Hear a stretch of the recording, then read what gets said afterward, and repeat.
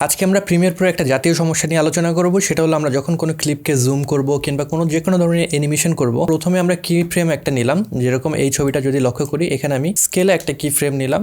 আমি যদি লাস্টে চলে যাই, এখানে আমি এটাকে স্কেল করব। তো একটা জিনিস খেয়াল করেন, আমার যে দ্বিতীয় ক্লিপ সেটা সিলেক্ট হয়ে গিয়েছে, যেটা আমি চাচ্ছি না। আমি চাচ্ছি প্রথম ক্লিপটাই যাতে সিলেক্ট থাকে। তো এই সমস্যাটা আমরা কিভাবে সমাধান করব? তো এই সমস্যাটা যেটার কারণে হয় সেটা হলো আমাদের সিকোয়েন্স সেটিংসে যদি যাই, এখানে দেখতে পারবো আমাদের সিকোয়েন্স ফলোস প্লেহেড নামে যে অপশন সেটা মার্ক করা আছে বা এনেবল করা আছে।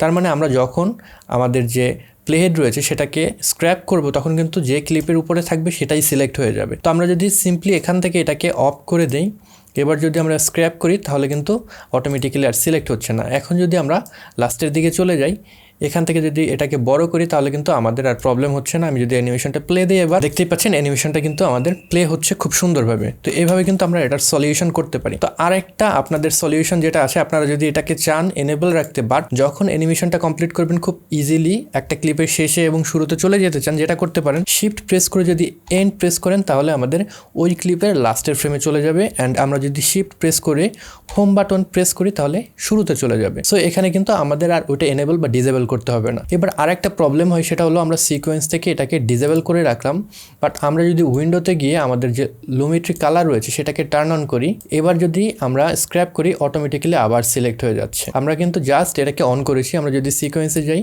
এখানে কিন্তু অটোমেটিক্যালি এটা অন হয়ে গিয়েছে। অ্যাগেন আমি লুমেট্রি কালার থেকে ব্যাক করলাম, আবার আমার কোনো প্রয়োজনে লুমেট্রি কালারে যেতে হবে, আমি গেলাম। এবার যদি আবার স্ক্র্যাপ করি, অটোমেটিক্যালি এটা কিন্তু আমাদের এনেবল হয়ে যায়। তো এটাকে ডিসেবল করতে আমাদের যেটা করতে হবে, কন্ট্রোল প্রেস করে যদি F12 আমরা প্রেস করি, তাহলে কনসোল ওপেন হবে। কনসোলের ভিতরে আমরা এই মেনুর উপরে ক্লিক করে ডিভাগ ডাটাবেস ভিউ যে অপশন রয়েছে সেটার উপরে ক্লিক করব। এখান থেকে আমরা সার্চ দিব আমাদের প্লেহেড লিখে। দেন যদি আমরা সার্চ করি, তাহলে দেখব কালার অটো সিলেকশন ফলোস প্লেহেড নামে যে অপশন আছে সেটা ট্রু করা আছে। এটাকে জাস্ট আমরা ফলস করে দেবো বা ডিসেবল করে দেবো। এবার আমরা এটাকে ক্লোজ করে দিলাম। এখন আপনি যদি এখান থেকে এটাকে জাস্ট ডিসেবল করে দেন, আমরা চেঞ্জ করলাম, অ্যাগেন আমরা লুমেট্রি কালারে গেলাম। এবার যদি দেখি, তাহলে কিন্তু এটা আর অটোমেটিক্যালি আপনার চেঞ্জ হয়ে যাচ্ছে না বা এনেবল হয়ে যাচ্ছে না। তো আপনারা কনসোল থেকে সেটাকে ডিসেবল করে রাখতে পারেন, যাতে করে লুমেট্রি কালারে যখন যাবেন অটোমেটিক্যালি যেন এটা এনেবল না হয়ে যায়। তো এই ছিল আজকের ভিডিও। আশা করি ভিডিওটি আপনাদের ভালো লেগেছে। যদি ভালো লেগে থাকে কিংবা এই ভিডিও থেকে যদি নতুন কিছু শিখে থাকেন, তাহলে অবশ্যই ভিডিওটিতে একটি লাইক করবেন। কমেন্ট বক্সে আপনাদের মতামত জানাতে ভুলবেন না। এই চ্যানেলে আপনি নতুন হয়ে থাকলে সাবস্ক্রাইব করে রাখবেন। I'll catch you guys on the next one. Until then, good by.